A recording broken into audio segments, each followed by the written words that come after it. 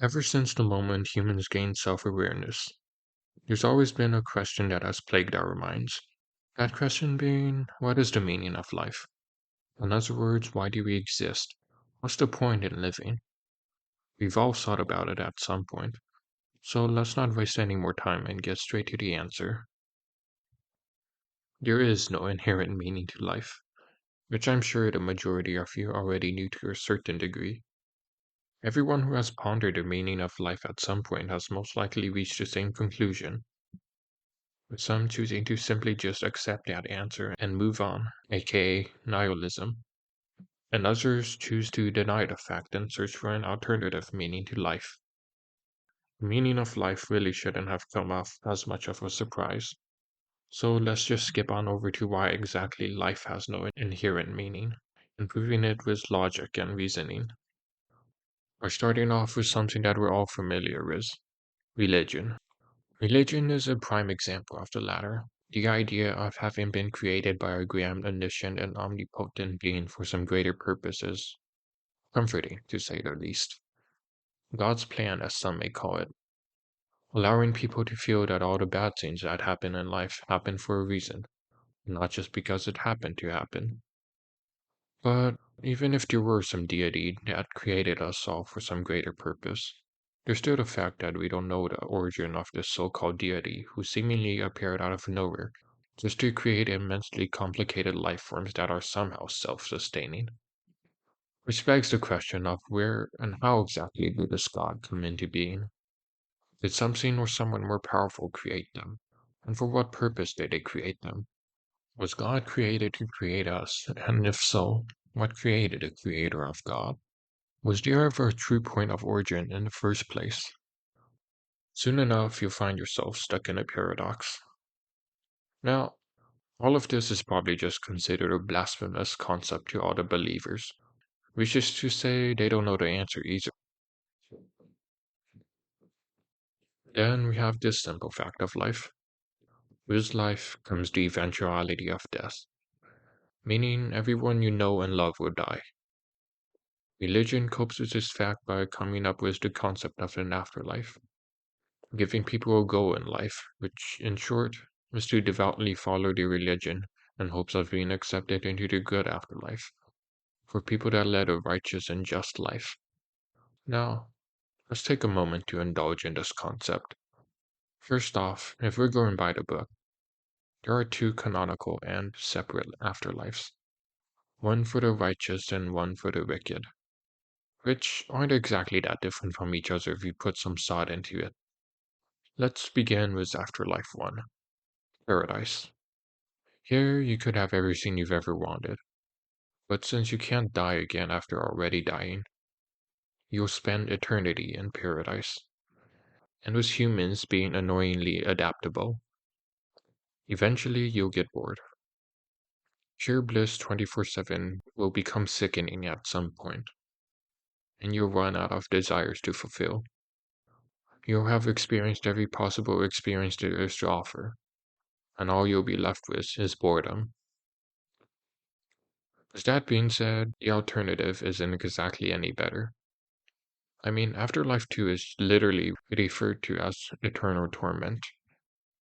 But the same problem would apply here. Eventually, you'll have experienced every form of torture there is to offer, from stubbing your toe 1,000 times to getting waterboarded.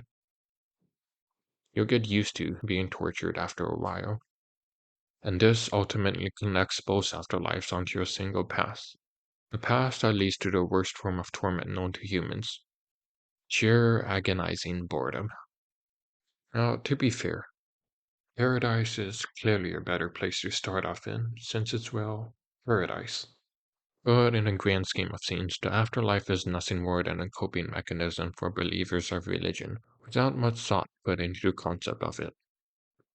Then we have another belief, reincarnation. I mean, come on. I don't think I need to tell you the clowns do that. You're alive after all. You've already experienced what living feels like. And man, does it feel like its own form of eternal torment. Now, imagine being stuck in a cycle of reincarnation, living a fresh new hell every single time. You have good lives every now and then, but for the most part, it's going to be torture. It will be like getting slapped with gold experience requiem, except the deaths take much longer to happen. But let's say you aren't a believer of religion and chose to abide by science. Well, the meaninglessness of life still wouldn't change. In fact, meaninglessness of it all probably becomes even more obvious when you don't believe in religion. You're simply the product of a random bane that happened billions of years ago with no rhyme or reason to it. You don't even have the luxury of believing in a grander purpose. All you get is singularity goes boom, bam, existence. You simply exist and you have to deal with that fact. Anyways, regardless of our beliefs, we all end up dealing with the eventuality of death the same way, which we do so by leaving behind a legacy, proof that we once were, something that preserves our memory and immortalizes us. There exists a quote that's reminiscent of this tradition we follow. We all die. The goal isn't to live forever. The goal is to create something that will. This quote, however, is fundamentally wrong to begin with. There is nothing that lasts forever, no matter how hard you try to create something that does. Whether the legacy you leave behind comes in the form of your offspring, or great achievements to remember you by, everything becomes meaningless in the face of the eventual heat dust of the universe. Pretty pessimistic, right? It doesn't matter how many children you have, or how great the accomplishments you achieved in life were. Eventually, everything you did or will do will be forgotten and wiped away along with the rest of the universe. Once again, returning existence to nothingness, with not even a trace of what once was left behind. Nothing more than an empty void as hollow as our existence is. And in this newfound nothingness, perhaps another big bang will occur, and we start the entire cycle all over again. Ironically, however, there is one thing that defies the fact that nothing lasts forever, which is, well, nothingness. Nothing is the one thing that will truly last forever. There will always be a place that's devoid of something. It's forever unchanging in its nature and form. When everything else disappears, all that will remain is nothing. Now, based on current science, we've determined that our universe is around 13.7 billion years old, which is to say we only know how old this universe is. We don't know how many iterations of the Big Bang there have been. For all we know, the universe could have died and reformed countless times already. All of existence could just be repeating the same cycle infinitely, with universe after universe dying and reforming.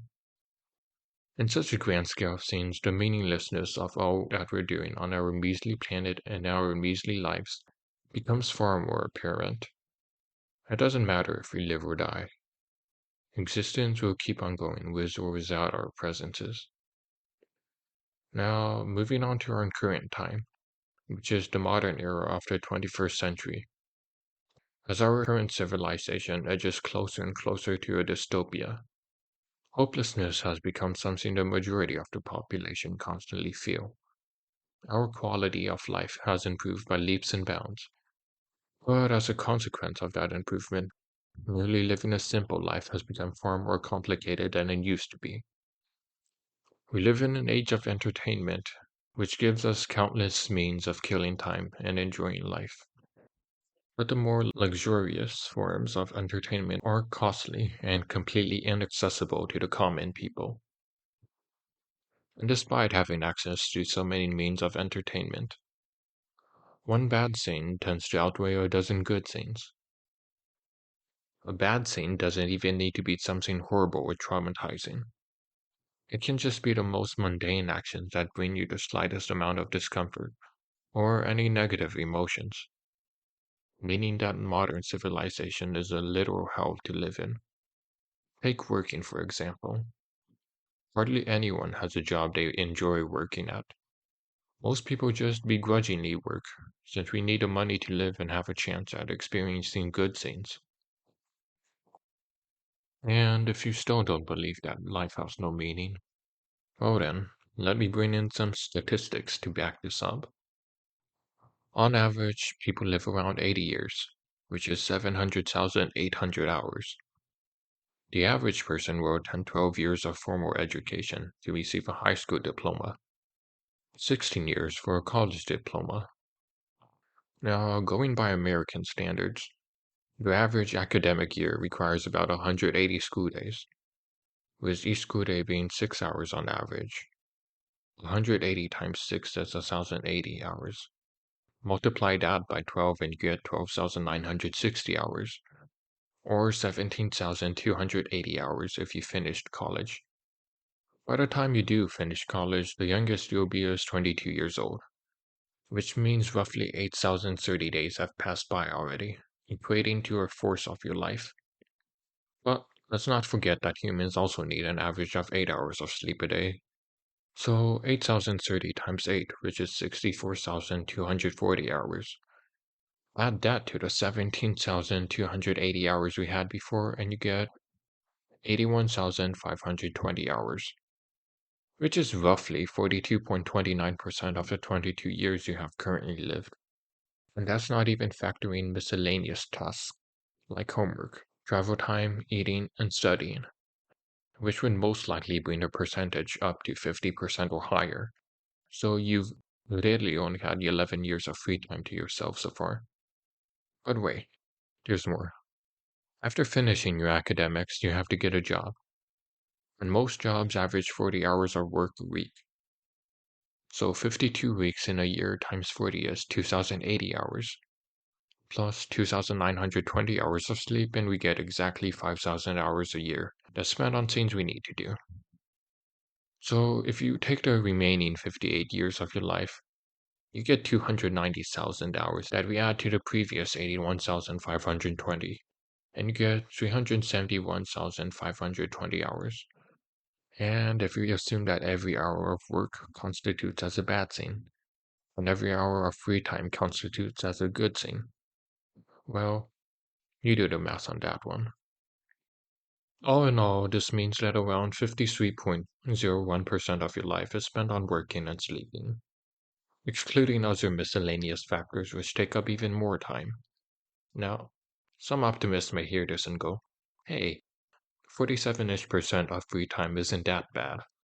But let me remind you of the fragility of human life. We get sick and we get in accidents. Death is something that could happen to anyone at any time. At least one person is dying somewhere in the world every second. And one day it could be you. So, now that you know all of this unnecessary and depressing information, is the meaninglessness of it all starting to sink in yet? So far, you've lived a majority of your life doing things you don't want to be doing. And if you're still in denial after all this, then let me put this into perspective with a hypothetical scenario. Picture this. You're born, let's say, into a normal family that lives paycheck to paycheck. If you're lucky, you're born into a family that's well off. If you're unlucky, you're born into either a poverty-stricken family or an abusive one, be it emotional or physical. At the moment of your birth, the dice of fate have already been rolled. You have no say in where, when, and how you're born. So all you can do is pray you got lucky. Worst case scenario, you might not even make it past birth, and your life will end where it started.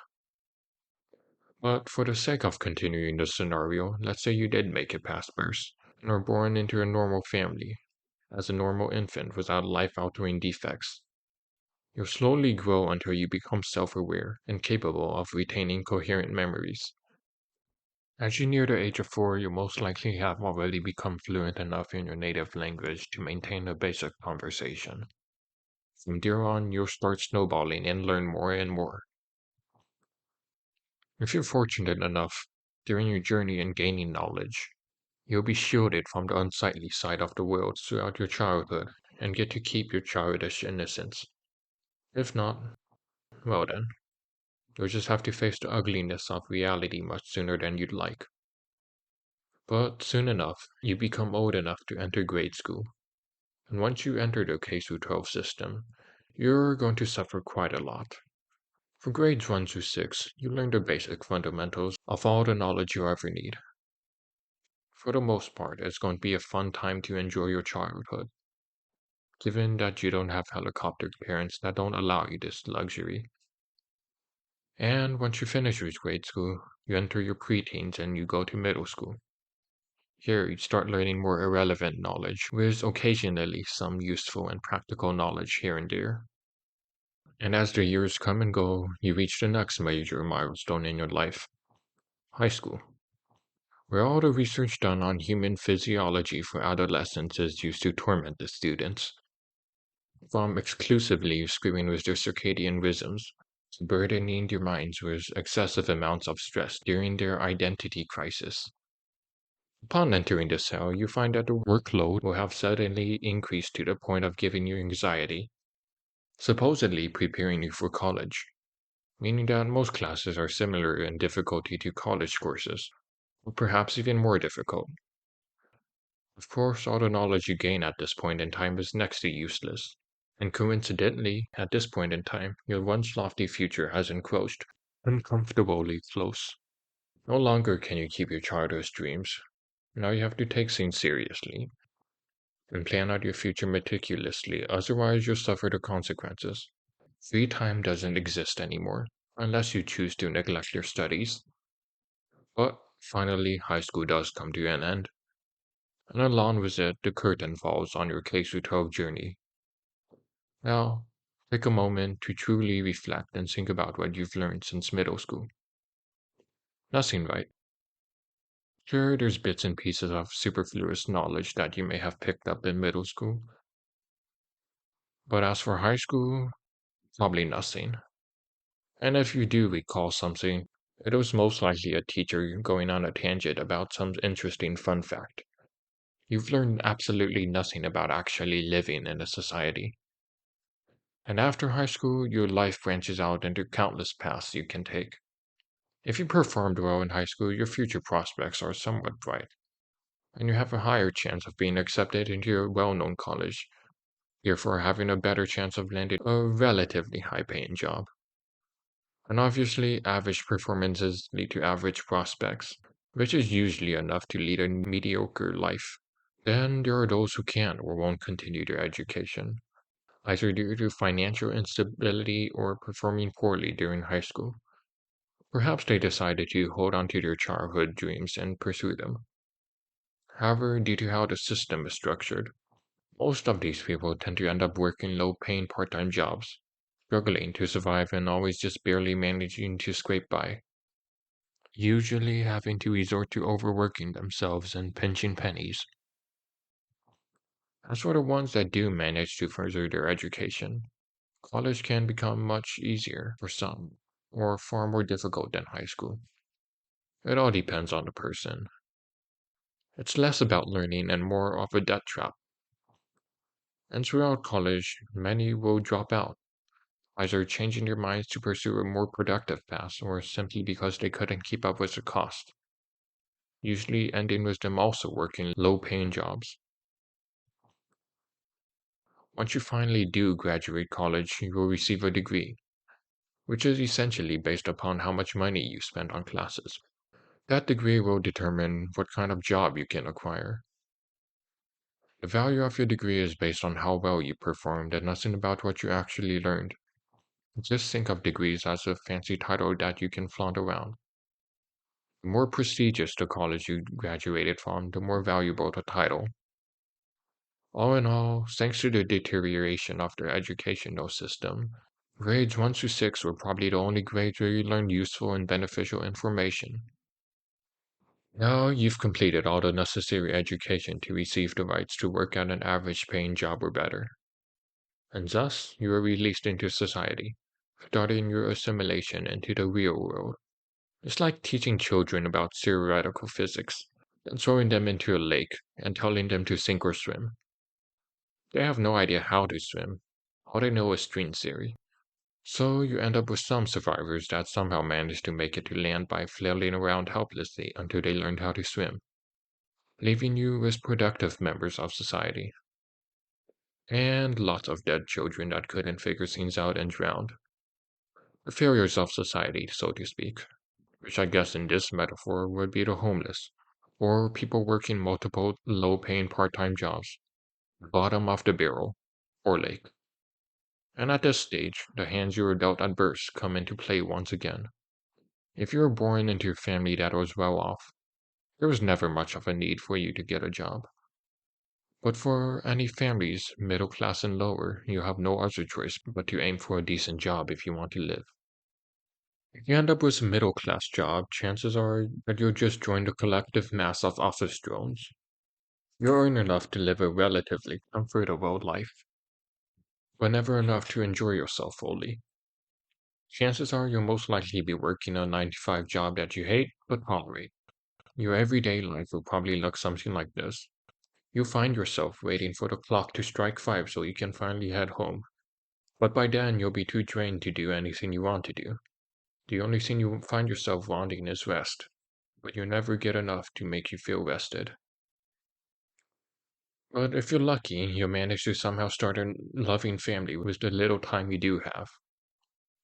And that family will make things a little more tolerable, but put more of a strain on your finances. But at least you'll still lead a happy life. Hopefully. However, if you fail to start a family at all, years into working, you'll probably find yourself starting to question the point of continuing your current lifestyle.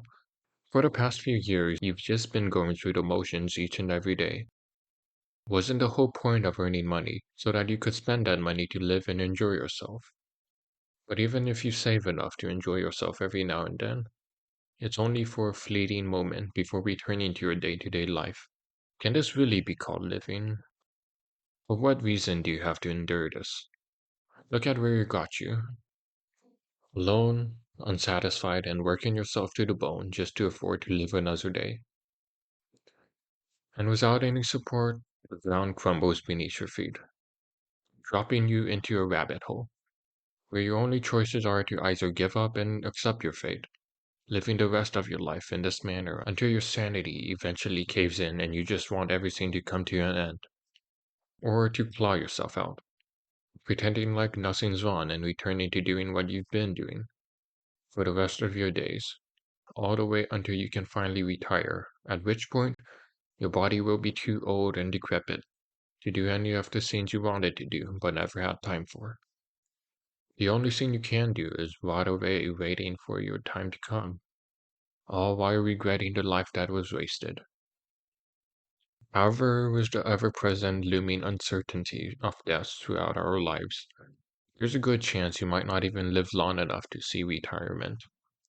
You might one day just die to some uncontrollable factor, be it a freak accident or just dropping dead on the spot. I mean, just imagine, after struggling all this time to finally reach this point, dying without even a chance to enjoy the fruits of all your efforts, just makes it a completely meaningless struggle, as if to laugh at all your efforts. But if you did manage to somehow land yourself an upper middle class job, you would at least have some time and money to enjoy yourself. But the end result wouldn't be all too different. You'll probably still spiral down that same road of existential dread. To sum it all up, you successfully joined a society that's slowly inching towards a dystopian future, after working your entire life for that goal. But our dystopian future won't be anything like Cyberpunk 2077, where it at least seems like it would be an interesting life to live. Instead, it will just be a suffocating and boring society that slowly chips away at you until you've outlived your usefulness, upon which you'll be replaced by the next generation, doomed to repeat the same process you just went through. Now, even if you were to somehow become rich and make it in life, you'll most likely still feel empty inside. Sure, you might have enough money to buy essentially anything that you could ever want. But what you do to get everything you've ever wanted, there's nothing else to strive for. You've reached your goal. Now what? What good is all that money when you don't even know what you want? While money can buy happiness to a certain extent, it's only if you're an extremely materialistic person. But that's only if you know what it is you want to buy. However, despite all this, having lots of money would solve most of your problems by lessening the stress of having to work and worry about managing your finances. But even then, money wouldn't be able to solve all of your problems. All these various branches of life end with most people having an empty feeling throughout their entire lives, no matter the quality of life they may have. And that empty feeling is often associated with depression, which is something that's becoming more and more prominent with each passing generation. While the world may be advancing and improving, the mental states of people are being neglected and deteriorating. There are so many reasons why life is unfulfilling and painful, with one of those reasons being finite time. A lot of people are unsatisfied with their lives because they don't know what they want in life. They spend too much time worrying about earning enough just to live another day or to support their family. 80 years is such a long time, but it also feels so short and fleeting when you follow the life of a model citizen. There's always this sense of urgency constantly giving you anxiety, especially when your life could be cut short at any given moment. As people go through the same old mundane routines each and every day, you'll start asking questions about their quality of life, point of living such a boring life. Every day you work to earn money. You've been told that if you get enough money, you can enjoy yourself in life. But what's the point of earning all that money if it means you have neither the time nor energy to spend it? It's hard to keep a stable and healthy mindset when each and every day all you do is repeat the same actions over and over and over again. That's where the benefit of having a loving family comes into play. Once you get home and reunite with your loved ones, any instability in your mentality is soothed away. However, like all things, there are always exceptions, such as people that end up lonely, in which case, with no one to consult, their thoughts persist, gnawing away at their subconscious until they desperately want answers to their questions. But you don't have anyone to talk to, do you? Sure, you could just go to therapy, but do you have the time, money, and energy to do so? Probably not. So you end up turning to the only person left, yourself. And it doesn't take a genius to figure out that being left alone with your own thoughts for too long is dangerous. Your train of thought will become more and more self-destructive as you dig deeper and deeper, struggling to find a good reason to keep on living such a hollow life. Your loneliness means that you don't have any attachments or connections with anyone. You don't know what you want out of your life, nor do you have any hobbies that make you happy. You're just constantly bored and simply biding your time until you finally reach the end of your natural lifespan. Or maybe you do know what you want out of your life, but it's just something so far-fetched that you're more than likely self-destruct trying to pursue that goal. And all of this is just under the assumption that you led a normal life. Things could be worse, and you could just be born unlucky and be screwed from birth. There are countless factors, such as being born into a country of tyranny and suppression, a third world country, a broken family, or a disability that forces you to be dependent on the support of others. While all of these factors are basically set in stone, there's still the tiniest bit of hope for you to change it. And well, hope is a cruel thing to have at times. No matter how small the glimmer of hope, it will always be gnawing on the back of your mind, pushing you to keep going, even if it all ends in disappointment. Let's suppose you're born under a dictatorship. There's the slightest of chances you could successfully flee the country, but even then it wouldn't guarantee a better life. Then there are broken families, which are especially hard to survive in. As a child, there's not much you can do. You could try running away and most likely get dragged back, or spend a life living on the streets, or you can try and endure it and wait for the day you can legally escape from that family and try starting a new life by yourself. Even if you do manage to somehow succeed in getting out of these scenarios, by the time you do, you'll be extremely worn out, most likely resulting in a subpar life. With careful planning and hard work, however, you could maybe get a better life. But luck plays a massive role in determining the path your life takes. Hard work only improves your chances. The more work you put in, the better your chances. But no matter how much work you put in, there's always a chance of misfortune screwing over all your efforts. When all is said and done, you'll probably find yourself asking if there's any reason to continue living such a depressing and meaningless existence, where seemingly everything you do ultimately leads to a life of misery. Well, at the end of the day, it's up to you. But before you go making any drastic decisions with your life, just hear me out for a little longer. Contrary to everything I've just said, there is still some meaning to continue living. While there may not be any inherent meaning to life, we can still decide on how we live. In a way, I suppose the meaning of life we've come to find for ourselves is finding a purpose to keep on going. To put it simply, find our own meanings in life. It's an arbitrary and vague meaning, but then again, that's also how life is arbitrary and vague. Even if everything we do is all just one big meaningless endeavor, we humans are annoyingly persistent in trying to keep on living, despite having no clear purpose in life. If you ask me, what matters most is living in the moment and making the most out of it and enjoying what you have.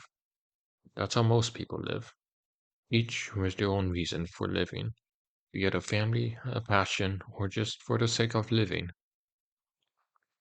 But some of you might already be too worn out and can't fathom the possibility of finding a reason or glimmer of hope in your lives, which, more often than not, leads to you contemplating suicide. But it's best to avoid such a tragic end, especially if you have people around you that would be affected by your decisions, in which case you should probably talk with them about your problems, and maybe they can help you find your reason. While suicide may solve all of your problems by granting you the ability to not feel anything anymore, it also means you can't experience any of the good things in life. Having other people in your life plays a huge role in finding a meaning to your life. You might think you'd be fine living a solitary life without anyone close to you, but as time passes, it will become more apparent why the importance of having someone close to you matters so much. With just a single person in your life, you have something that ties you down, and if you have a conscience, you want to avoid hurting them. It's easier to have someone keep on pushing you forward.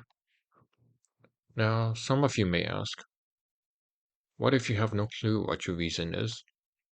And I don't blame you for asking. Finding a reason is nearly impossible in this day and age. Well, I can't help you find your reason. What I can do, however, is provide you with a temporary reason that should apply to everyone, no matter what kind of person they are. And that reason being, just living so you can see the end of your story and see where your life takes you. Life is like a book. If you continue living your story, eventually you might be able to change some major plot points of it and find another better reason to keep going. There's no way to know what's next until you experience it. It's essentially just living on the basis of what if. It can be a passive life where you just watch how scenes unfold, or a life where you actively try to make changes to your story. If I were to try and pinpoint exactly why so many people are miserable in the modern era, I would probably pin the blame on the structure of society, which is a word my literacy teacher said not to use. But what does he know? He's stuck with his teacher's salary.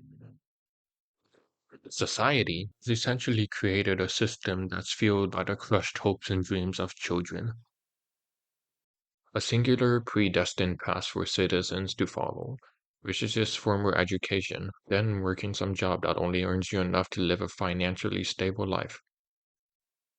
You'll never become a one percenter if you stick to that path, with any stragglers trying to pursue their dreams instantly being struck down. It's a terrifying process to try and pave your own path leading to your dreams. But I'd say that the best way to live is to make your own choices, ignoring all the norms and just doing whatever you want, as long as it doesn't negatively impact other people. You can choose to follow the safe path if you want, Or you could try paving a new path, which is riskier, but it could also yield a happier life if you're lucky. Ultimately, however, if you just live aimlessly and live your life just following instructions, you probably won't get any satisfaction out of life. And as for the conclusion to this lengthy and jumbled mess, well, life has no intrinsic meaning, plain and simple. There is no greater purpose to it all, and that's the beauty of it. Sure, having the freedom of choice can be seen as a curse of uncertainty, but all that matters in the end is that you get to decide what the meaning to your own life is. Our current world may be cold, harsh, and filled with hopelessness, but if you reach up and try struggling out of that pit of despair, you'll eventually see a ray of hope, meaning that the world isn't such a desperate place to live in. There is still hope left in it, and if you struggle hard enough, who knows? Maybe you'll manage to snatch a ray of that hope for yourself. It's not all just black and white. Life is an unpredictable scene. Each day holds countless new possibilities, and each day could also very well be your last. Make the most out of each day once you figure out what it is you want. The goal isn't to leave something behind like what most people say. It's simply to just make the most out of what you have and strive to improve it if you so choose. You can still leave your legacy behind if you wish. Just remember that it won't last forever, so don't obsess over it. Live freely and pursue your passions, even if it may all end in failure. But hey, at least you tried. You shouldn't let anything deter you from following your dreams, unless you have absolutely no plan in mind. Live how you want, but keep in mind that everyone has their own lives to live. Just because you can live how you want doesn't mean you should do anything that hurts or obstructs the lives of others. Just live. You'll never get to live another life as you.